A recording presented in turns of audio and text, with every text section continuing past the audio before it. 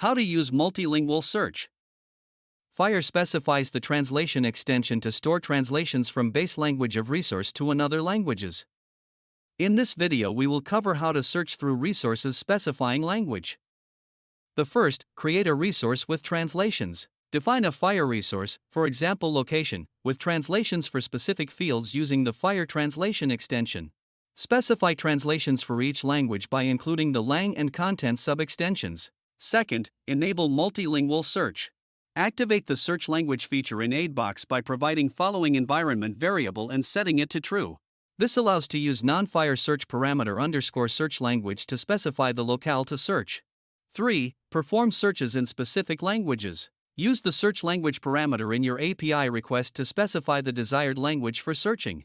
For example, to search locations by name in French. To search locations by name in English.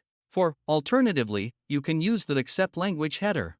Instead of search language search parameter, you can enable the use of the accept language HTTP header by providing environment variable set to true. This allows specifying the language directly in the request header.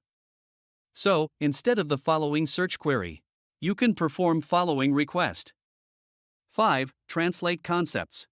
Use the translate concept endpoint to retrieve translations of specific terminology concepts based on their code and system. Specify the target language and list of concepts to fetch their translations. In following example, we will fetch translations to French Canadian for linked terminology concepts. In response, you will receive concepts with displays translated to Canadian French.